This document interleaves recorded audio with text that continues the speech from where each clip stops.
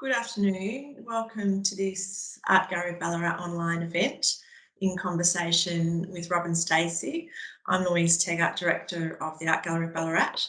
I'd like to acknowledge the traditional owners of the lands on which we are all, in my case, the Wurrung people of the Kulin Nation, and pay respects to elders past, present and emerging.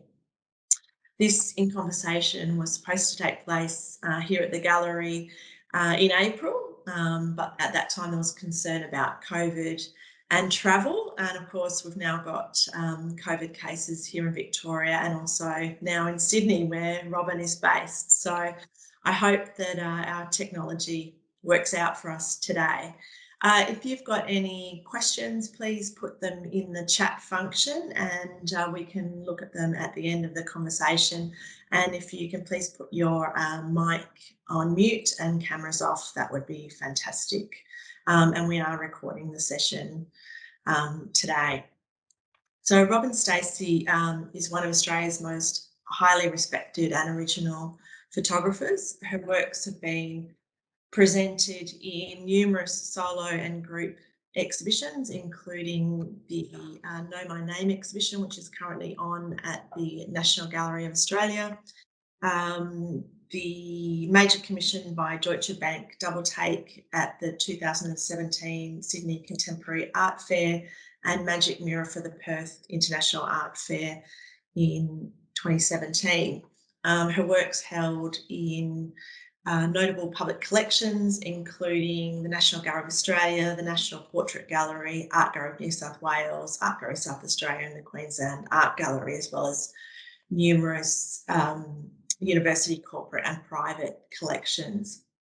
Robyn's an adjunct fellow at Western Sydney University and was a member of the Visual Arts Board of the Australia Council from 2006 to 2008. Robyn's early photographs, based on the pulp fiction genre, were extremely well regarded, but she's become best known for her historical collection series, which reflect an ongoing fascination with history.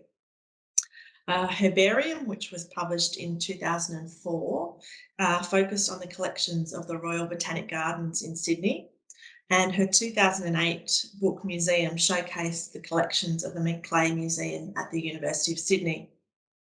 Her last historical collection series, featured in the 2011 book House, was the result of a 4-year collaboration with the Historic Houses Trust of New South Wales, now Sydney Living Museums. And works from both the museum and house series are featured in the exhibition, which is currently on show at the Art Gallery of Ballarat, Robyn Stacey as Still as Life. I first met Robyn when I was senior curator at the University Art Gallery at Sydney University, and she was working with my colleagues at the Macleay Museum on the museum project. And then I was very privileged to work closely with Robyn on the production of the book House and the accompanying exhibition when I was head of special projects and exhibitions at the Historic Houses Trust. For those in the audience not familiar with the Historic Houses Trust, now known as Sydney Living Museums, it has a number of properties related to the early colonial history of Sydney. The study of science and the building of botanic gardens and museums were promoted and established in Sydney as part of the Enlightenment belief in private benefaction for the public good. And these same 19th century benefactors who were responsible for establishing the scientific and cultural institutions built the houses and created the collections and archives that are subject of House. Elizabeth Bay House, Vaucluse House, Rouse Hill House of Balm, and the Caroline Simpson Library and Research Collection. Robyn, you've worked extensively with historic collections since 2000, firstly at the Royal Botanic Gardens, looking at Australian flora, then natural history at the Macleay collection, and then Historic Houses Trust looking at domestic collections. And your early photography, in particular pulp fiction works, reference history. What is it about looking back on the past that interests you? Oh, that's hard because I'm not doing that anymore. Yeah. But at the time, it was I think I was really interested after went to the Royal Botanic Gardens. I realised the value of the archive and the importance of a repository, and the comment that you made about private benefaction for public good, and that it was really a small group of people in Sydney who were instrumental in establishing most of the institutions, like the museum on College Street, like the Macleay Museum at Sydney University, and promoting science and promoting investigation and discovery into Australia at that time, which was just in terms of people coming from Northern Europe, like scientists, botanists, and they would say things like, well, when you get here, you just have to throw the rule book away. Like nothing makes sense in terms of what we've previously researched and written about. So it was a fascinating time where anyone who had time and money made the trip, and it was a long sea voyage to Australia. So it just is a really interesting period in Australia's development. And how did the collaboration with the Historic Houses Trust come about? And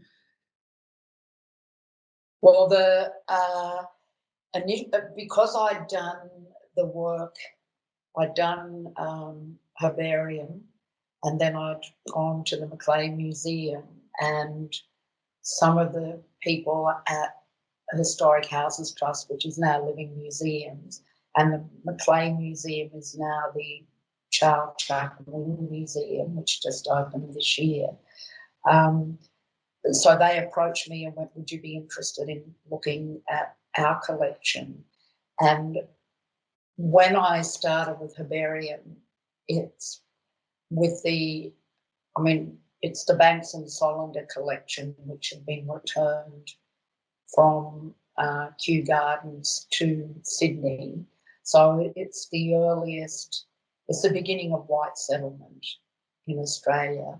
And and then museum took me into kind of the next period, but it's the same people keep turning up. And then with Living Museums, Historic Houses Trust, it kind of completed the cycle to the end of the 19th century. So the 3 books, or my 12 years or whatever, researching them, starts with the beginning of white settlement through to the end of the 19th century. I might get you, Robyn, to just put your slideshow on so the images are going through while we're talking. So is that up, Nat? Can you hang on? Let me go.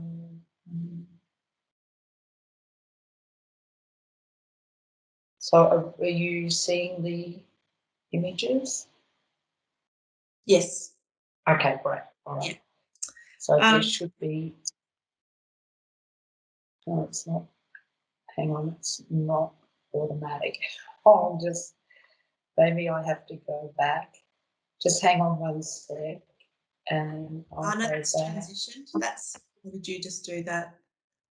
I did that. Oh. But I'm just going to. I don't know what the transition, because I sort of thought I'd be doing it manually, which I can just do as. Yeah, I think let's just do that while we're going through. So, Robyn, exploring archives or collections become an interest for artists in recent years, but many artists have used their work to criticise the institution or museum practice. It can be quite challenging for institutions to collaborate with artists because they do bring a different perspective to the interpretation of museum curators.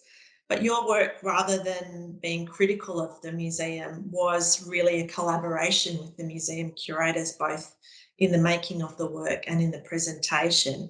Can you talk us through that process?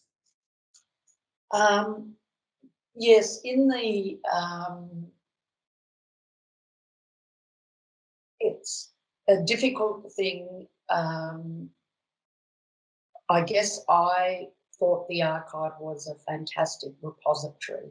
So my thing was to celebrate the archive because it tells us who we were and where we came from. Even if that's not a fabulous thing, it's still an important thing to be aware of. So and while white settlement is not all good at all, and some terrible things happen which need to be called out and acknowledged, there were some really good things that did happen through white settlement, and it's a reflection of the time. The 19th century, I mean, it's, centuries away, but it could be, it could be millennia away. The way that people think today to then is so very different. So it's an interesting period to explore. And the why I did still life was still life also, it's a way of putting together, still life was invented by the Dutch really to deal with all the material that when they had the Dutch East India Company, they became very wealthy very quickly. And it didn't sit well with them being a very Protestant people. So still life allows you to rationalise everything. So it stops being sort of just mere booty and it turns into a composition that can be looked at, that can be talked about. So it becomes at arm's distance in a way. It can be intellectualised.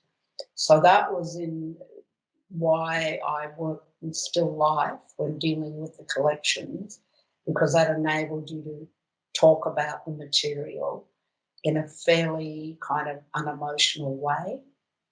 And it allowed you, the other thing that still life does is it has a moral message. It's meant to educate. You're meant to think about what's in it. So something like what I've now got up Miss Eliza Wentworth's glassware, that's to remind you about the fragility of life. That life, in still life, glass, which was the most difficult thing to paint, to do transparency, and so there were painters who only ever did glass, like it was a virtuoso of still life. And then within that, that whole thing about the fragility of life. So if you have broken glass, that's particularly poignant. So everything in the still, but this is actually Eliza Wentworth's glassware. The bowl that it's in is the bowl that you washed up really delicate items. And so that it's a utilitarian thing. It's actually the washing up bowl that contains the glassware, but the way that it's displayed is clearly not how you would do washing up. So it's they are meant to visually captivate you. The lighting is always evocative and still life. The dynamic composition. So as a photographer, all those things are really appealing, and you can elevate. Some parts of still life is about that you elevate the overlooked, the everyday, the mundane. So it works on many levels, and it is one of the most enduring and powerful genres in Western art. So it's kind of Western art talking about Western habits, if you like. And what we can't see when we look at these photographs is the meticulous setups that were done to physically protect the objects while you were constructing the photographs. How long did the images take to create, and were they done in situ at the museum or in a studio? The small ones, like this 9 p.m. Elizabeth Bay House, all the Elizabeth Bay House ones are shot at Elizabeth Bay. So if it's small, and that was the curators don't like things to be moved. And everything that I photographed, I did a really rough version where I had standing objects, not the real objects. So first of all, I went through the entire, and I did this with each collection.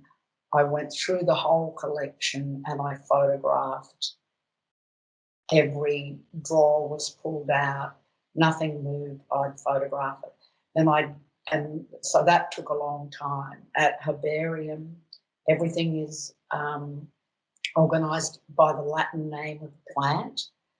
So there, I got a book that translated the Latin to the English. I spent 3 months going. They have a folder, which is they have a section. I don't know that they still do, but they have a section at the front of the collection where they were not rare plants or scientifically important plants, but they were from the same genre and species. So I went through every one of those, and that took months. And at the end of that, one of the scientists there went, "I've seen that you've been doing that, and so I can see you're serious. I'll help you." And so that, and then you just have to, because I'm looking for specimens that maybe women collected, but there's no, it's not categorized like that. It's just under a Latin name. So here with Historic Houses Trust, you're looking for the same thing. You go around the houses, you photograph everything, then you go to the curators and go, "These are the objects that I'm interested in." Or I'd have a composition and I'd go, "This is a composition I'd want to make." And sometimes they'd say, "Well, we don't have objects that would fit that composition, or we couldn't tell that story." And then you go back to the drawing board and come back with another composition, or you'd find the objects and they'd go, "Yes, you can use all these objects." And then I would work out a composition. So this one, the drawing lesson, because they have got the, Maclay had 9 daughters. All women had to be accomplished. You learnt to draw, you learnt to sew, you learnt to play a musical instrument, so that you were kind of an asset in a marriage. That was the only, you weren't going to get a job, you were only ever going to get married. So being accomplished was important, speaking languages. And so they had the original, like watercolours, they had the original drawing set. The object on the right-hand side is a plant press. So in Victorian times, when you went walking, you didn't just go for a walk. A walk had to be edifying. So you would go and you would look at the plants, you would note the plants, you would collect the plants. There's no television, so when you come home at night, you arrange the plants. So a lot of the women collectors, they arrange plants in ways that scientists wouldn't. They're more decorative. So the right-hand side, and Fanny Maclay was a quite accomplished painter, and she drew a lot of the botanical specimens, or just the Maclays believed they could collect one of everything in the world, so they collected a lot. So there's birds, there's shells, there's you name it. They tried to collect it. So she would draw and document these for her father. And subsequently, her brother, who was the ambassador to Cuba, he relocated to Sydney and he collected. So this was sort of talking about drawing. There's a specimen in it, the penguin, and they're all original items in the house that still exist today. So you can talk about the role of the women, you can talk about the collection, and at the same time you're seeing how in the 19th century you would have set about drawing, if you like. Collections can say a lot about the people or the institutions that created them. House museums are slightly different in that they offer an intimate and personal access into a private world. So the worlds that you entered, so that of the Macleays with their failing fortunes, the Wentworths who, despite great wealth, were socially ostracised, and the Rouses who were pastoral landholders over a long period of time, were a particular slice of Sydney colonial society. And I've heard you describe William Wentworth as a kind of Kerry Packer figure. Are there any interesting stories that you found out which were then incorporated into the work, or that you'd like to share with us? And I think probably this one is a good one to talk about. Yes, the first cut is, and also in still life, like I was saying, you can have the really elaborate ones, or you can have the quite simple compositions. And it is all to do with the lighting. So the lighting's sort of a little bit menacing. The knife is called a pistol grip knife, and the first cut was the testing of ripeness of the watermelon. And it was a sort of sly dig at Wentworth because he was known as a womanizer, and Vaucluse house was out of town, and because his wife was a daughter of convicts, they, as you mentioned, they were socially ostracised, so they were never invited to Government House. And there's a quote from Governor Franklin's wife, and Governor Franklin was the governor of Tasmania, and she commented about Mrs. Wentworth, a charming woman, but one would never visit. And so Wentworth could quite nicely kind of divide his time between being at Vaucluse house, where they had their own, and that's the great thing about Vaucluse house, the grounds are still intact. So there's the pleasure garden, there's the cottage garden, and they could live off what they grew, and it's quite a substantial cottage garden. And so I think Mrs. Wentworth had quite a nice life. They did the overseas, the 3-year trips when they go on the grand tours, and he could equally go to town and kind of cavort, I guess, in the city, and then return home to the family. So that it's, and there is melons were a favourite kind of fruit for the Wentworth scene as well. Your work's being described as fictional reality, but you've obviously did a huge amount of research. Can you talk about that tension between I suppose, the truth and then your own interpretation as an artist? Well, these are, I don't know about truth and fiction. I read a lot of diaries, I read letters, there were 3 things you had to have. You had to have a garden. If you were a gentleman, you had to have a garden, you had to have a collection, and you had to have a library.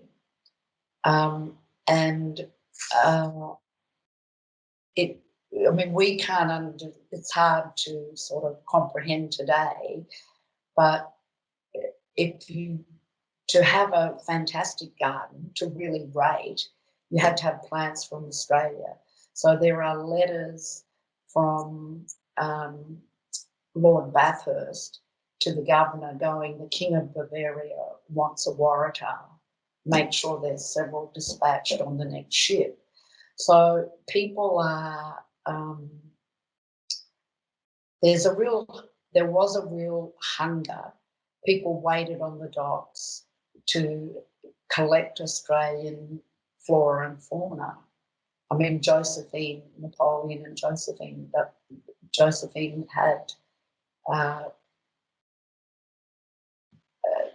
there's the Black Swan story. That's why you find eucalypts in France, because Josephine got Napoleon to plant them in every department in France. So there's nothing in a sense that's like made up, like this Rouse and the Cumberland Plain. People, when you read the diaries, people talk about the dusty drive, going to Bathurst, and then the relief, and how it's felled. They go just tree after tree being felled. So the Cumberland Plain had already been felled twice by 1856. So in this image, there's two tree trunks or remnant trees, and they're from the property. They're from the original felling of the Cumberland Plain. On the right-hand side of the image are the native species of the Cumberland Plain, which were, and then as you move across into the ferns, the grapes, there's oranges. It was noted for its orange grove. You see what's been replaced by Europeans, and that was to decorate the house, or it was a financial thing. You made money from the orange groves. They terraced the land, so those little shapes in the front were the terracing used to terrace the land to conserve the water. Right from the beginning in Australia, there is no peasant culture like Europe. And when I'm saying peasant, I mean the sense of a family would pass down through generations quite small blocks of land. Whereas in Australia, right from the beginning, it's very large tracts of land. When you look at the original land grants in New South Wales, the same names appear all the time. It's MacArthur, it's Schofield, they're a lawyer, they're still around, a law firm. Campbell's, from Campbell's Cove. So people, when they came to Australia, realised land was the big deal. Like, you had to get a lot of land as quickly as you could to establish yourself. So farming starts as an industrial thing in Australia. There's no small tracts of land the way there is in Europe. So all these things in this image, like the scythe, the pump thing, that's early, and the bottle in front of it is a curator from the property made up a formula, and that's what they would spray the plants with. And then there's the early, the spray to spray the water. So I mean, what I'm trying to show in the composition is the land felling, what was there originally, how it's replaced, and the attitude to the land right from the get-go, from white settlement in Australia, which was chop it down, cultivate it, and the more you can cultivate, the better. So it's but people like Macleay. I'll try and see if I can get back to the beginning. I just want to show you Mr. Macleay's Fruit and Flora, because Macleay did appreciate native plants and native trees. And even though they spent 2 years landscaping Elizabeth Bay House before they actually built the house, very few native trees were actually cut down. But he imported bulbs from the Cape of Good Hope, which he imported plants from Calcutta. His daughter subsequently married the superintendent of the gardens from Calcutta.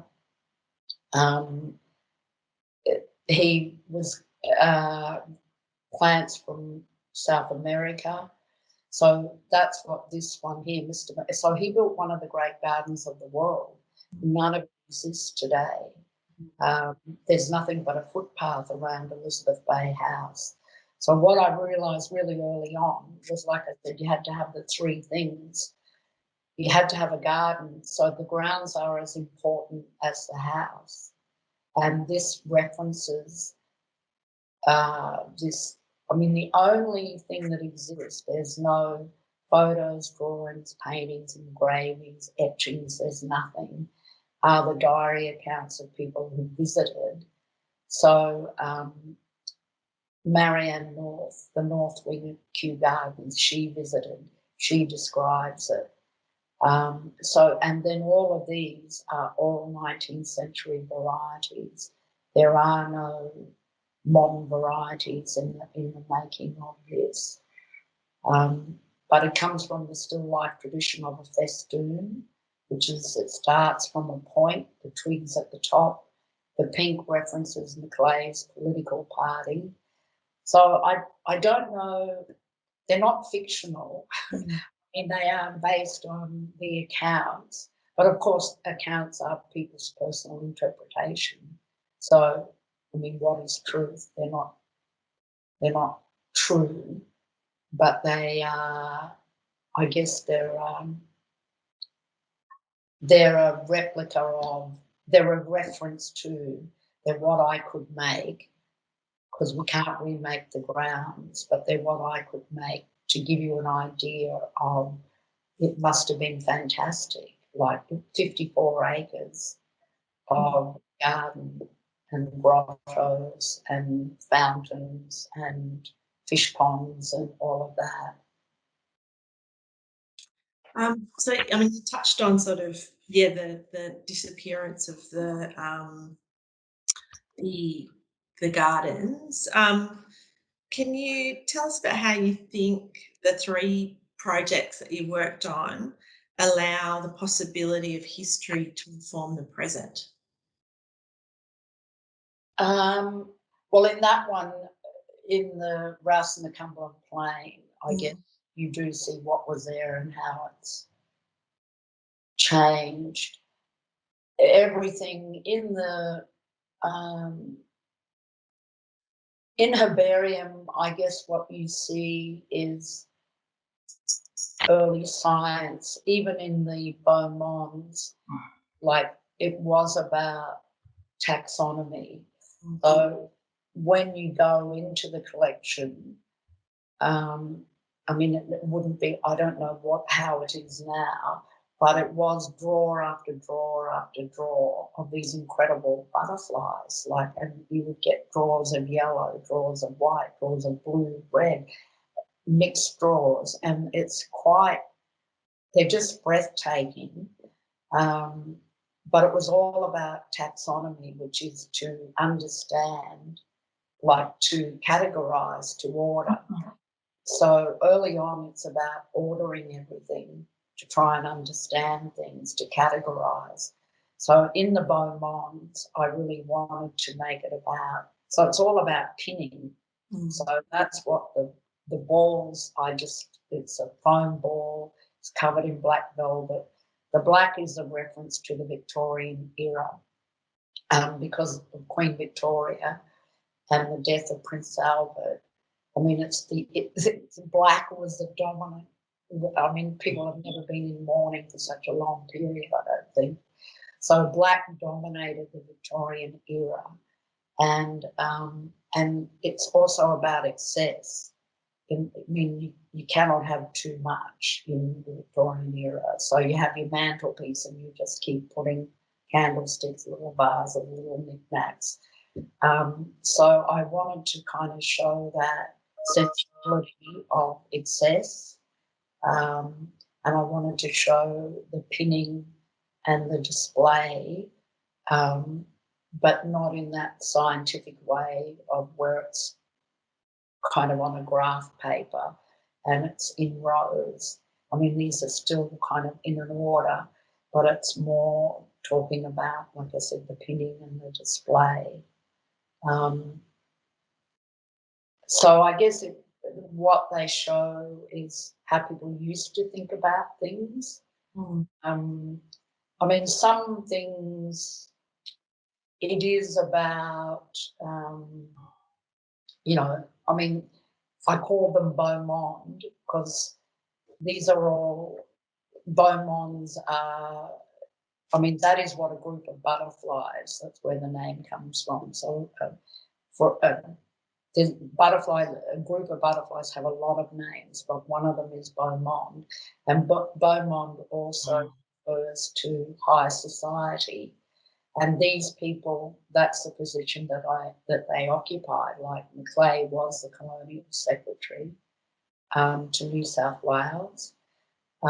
So they, the beau monde also references their position in society, but they were enlightenment gentlemen, which is about, and Alexander Macleay collected just to collect.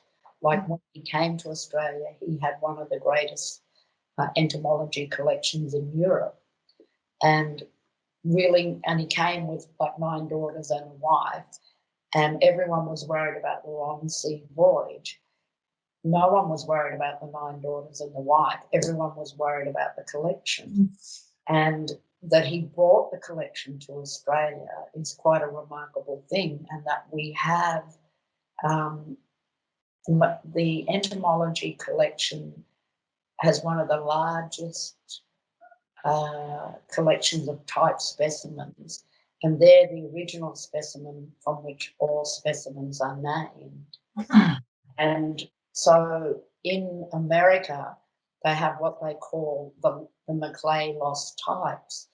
Because Macleay was in Australia and there wasn't a lot of attention on the collection, they have named things in America that they now have to go back and rename according to the Macleay collection, because you can't rename a thing once it's been named.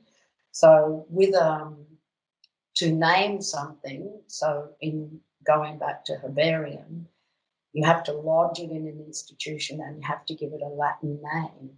And once it is named, that name can never be changed. And you can never name something after yourself.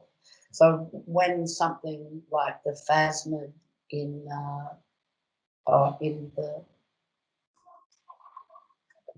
this one, that's the Macleay phasmid sitting on the book.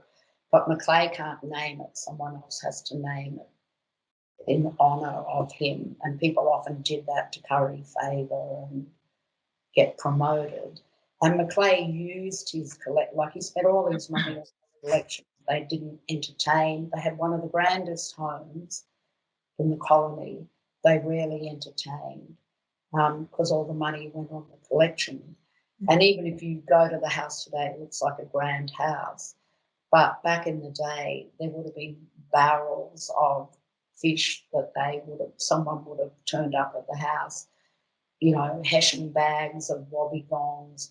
There would have been trays of specimens. It would have smelt because there would have been lots of formaldehyde to, you know, preserve things in.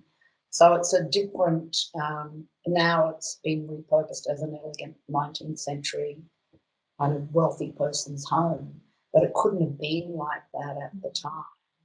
Well, in part, yes, but, you know, the comings and goings, it would have been a kind of different world.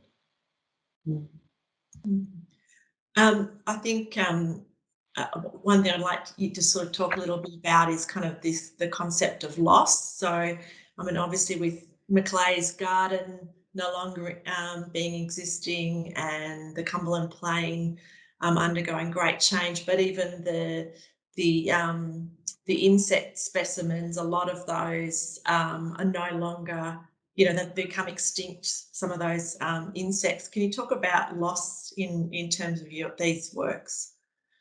Well, it was, I mean, that's what I was, when we're talking about a different period, because collecting was a mania like Saturday in Sydney was called Collecting Day, and you collected to show people back home how bizarre it was here, or you collected to sell to wealthy people in Europe, or you collected just to have your own collection. So there are these really terrible stories of really wealthy people, English people, who would send collectors around the world. And there's one where there was this orchid that someone wanted, and when the hunter, I mean, there used to be fern hunting was a job, and there were fern hunters in New Zealand, there were fern hunters in Australia. But in this particular story, when the man gets the orchid for the patron back in England, he burns the entire hillside so no one else can come and have that particular orchid. So it's, I mean, now with environmental awareness, it's, I mean, people wouldn't, I mean, I don't, you know, well, no. I mean, there's too much land still being cleared in New South Wales. Like, in some ways, we've learnt nothing. But it's quite horrifying, and that's where Indigenous culture, with the respect for land, the spiritual attachment to land that Western society it never came to grips with, never understood. And in part, Darwinism, in that whole survival of the fittest. I'm not denying evolution at all, but in that, Darwinism really suited capitalism and allowed for things to be trampled on or downtrodden or destroyed because that's how you justified it. Like, we can clear the land because we're going to plant, and that's crops, and we're going to do it every year, and we're going to make money out of it, and that's much better. So it's the loss is enormous. The collections do show you, in part, they are a reference to what was that isn't anymore. So they do allow, I mean, now people talk about rewilding, and which is becoming more and more common in Europe. And these archives allow you to go back and look at how you should rewild. Like, so it's not just an arbitrary thing and let's just plant a forest here. You actually understand the relationships of the different plants that might have been there, or the animal species, and how everything's interconnected. So they do speak very much to that. And I mean, this one here, this is the gorilla skull one. This comes back to the Macleays. They did believe that they could collect one of everything in the world, and they paid people to go and collect for them. So again, that's what I mean about the still life. Like, how do you put the giant purple jewel, which is sitting on a necklace made of human teeth, and the gorilla skull, and the crab, and the coral from Fiji. So these are exotic. So in the museum, an exotic, and it's the same in the herbarium. An exotic is anything that is not native. And, you know, there's dodo bird, there's dodo bones in it from the dodo bird. I mean, there's bits out of whales, it just goes on and on. And it was a sign that you were wealthy, that you were educated, but they did establish and they paid for all the scientific journals that came to Australia. So in that sense, you can go, it's good. I mean, it's neither good nor bad. It's a reflection of a period, and there's good and bad in it. I guess that's I'm not quite sure how.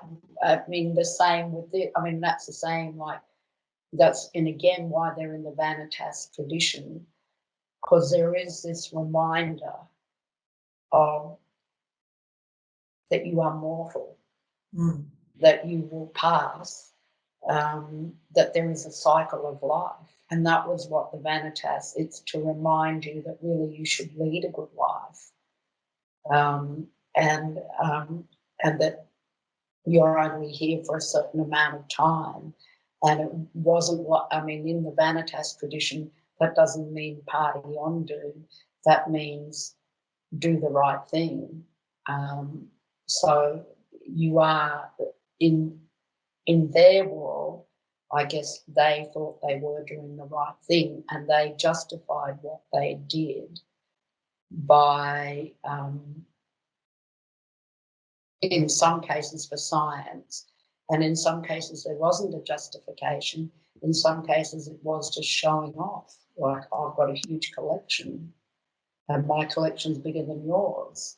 So, I mean, that's one of the worst things for a collector, is for for something to be in someone else's collection. Yeah. So, uh, Yeah. it does show, greed and avarice,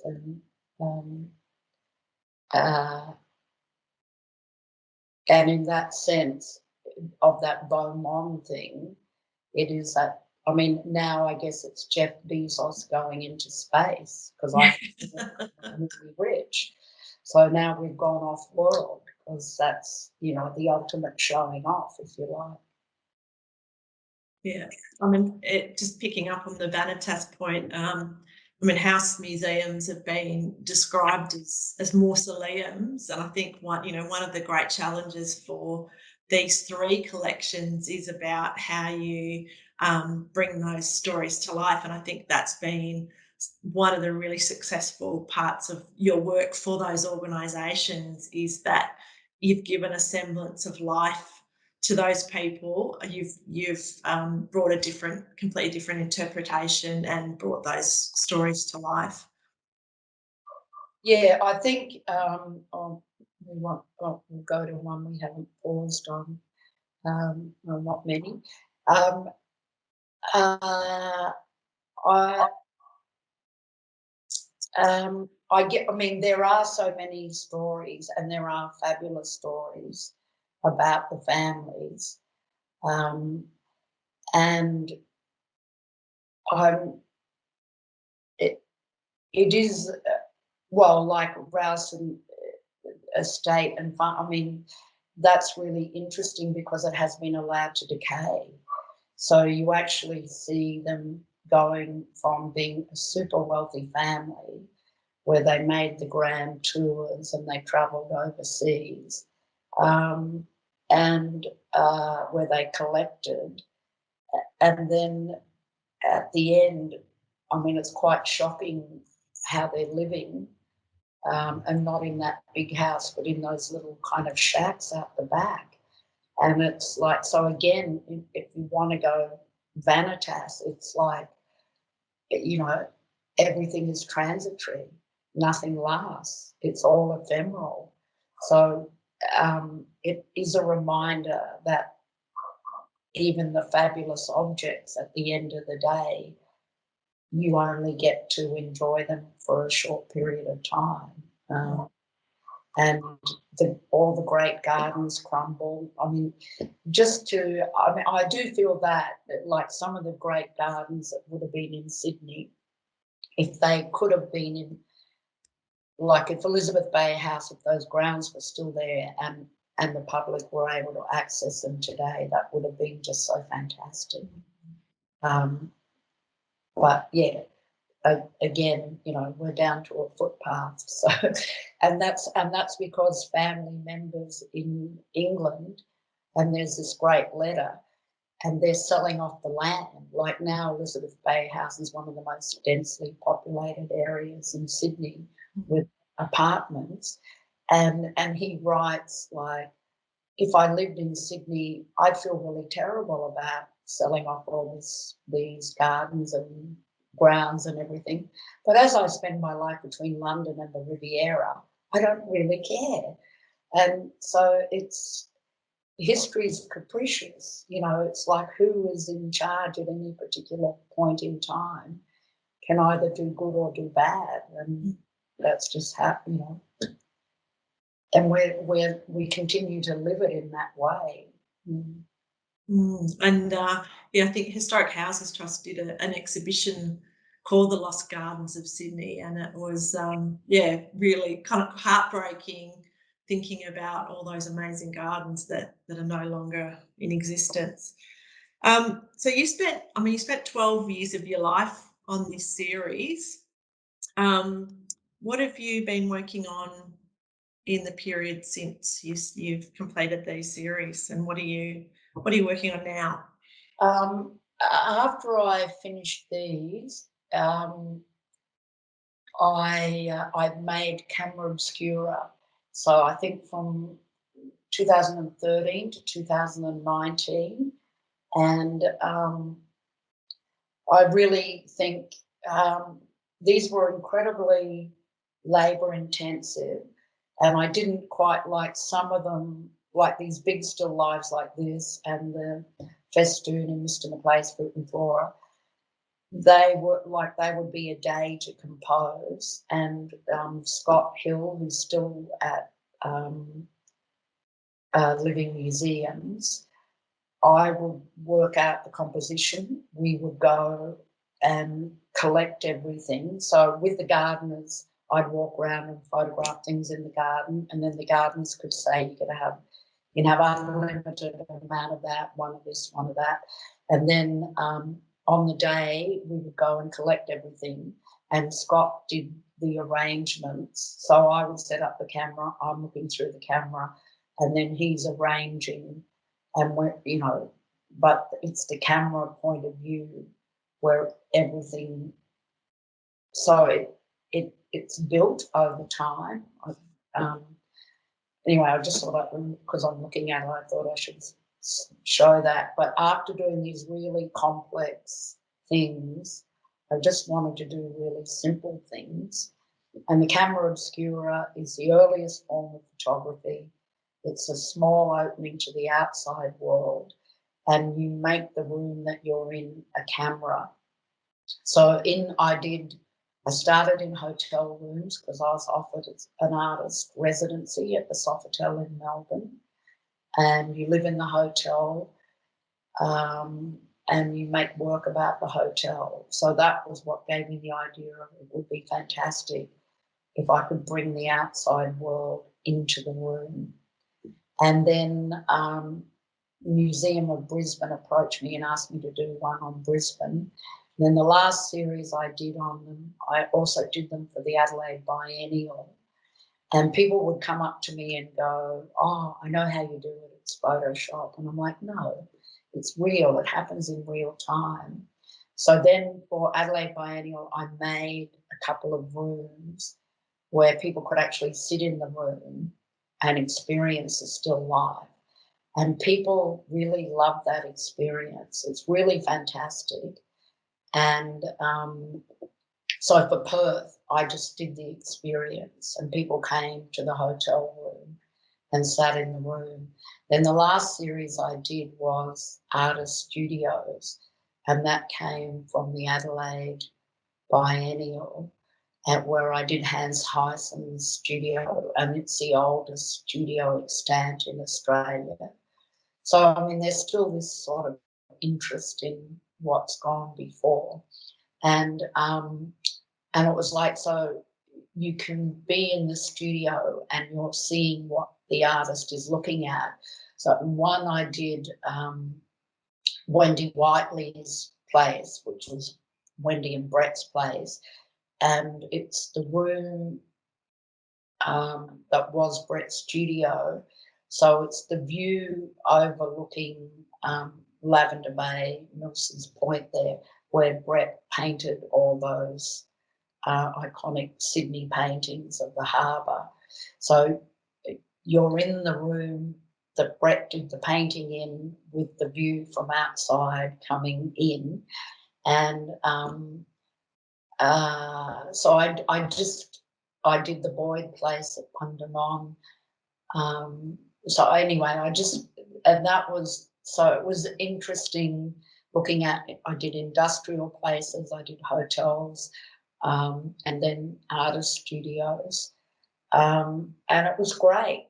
They're really meditative when you sit in the dark, and the more your eyes adjust, the more you can see. So it's a very slow experience. Um, and it was the opposite of doing this. And then after that, because it's one shaft of light coming into the room, and it's like really all I want to do is light and colour. So the show I had in 2019 was called Nothing to See Here, and that was where I started experimenting with light and colour. And I used the curtain because of the role of the curtain in art history and in cinema. And then the show I'm about to have, which is called Just Light, is nothing but light. And so I've disappeared all the objects. There aren't anything, no props, nothing. It's just light, and light and colour and form.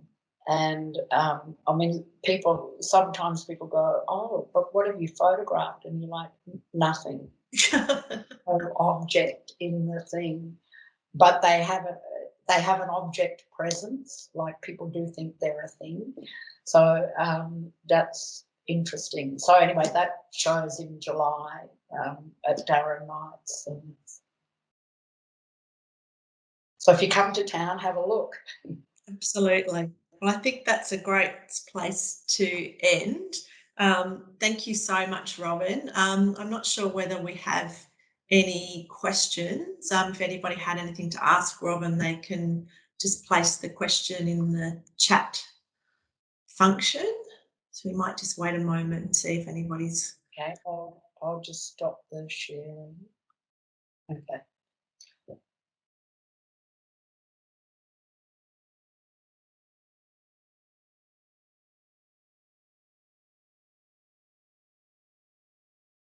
Doesn't look like we've got any questions. Thank you so much for your time this afternoon, Robyn. A real pity that we couldn't welcome you here in Ballarat. I hope we can welcome you here another time. Yes, no, I was looking forward to coming, so I was sorry I couldn't turn up in person, but no, Yeah, it's been great. I think you'd find it a fascinating place. I'm sure, yes. Yeah. Well, thank you very much, and thanks everybody for joining us this afternoon for this In Conversation with Robyn Stacey.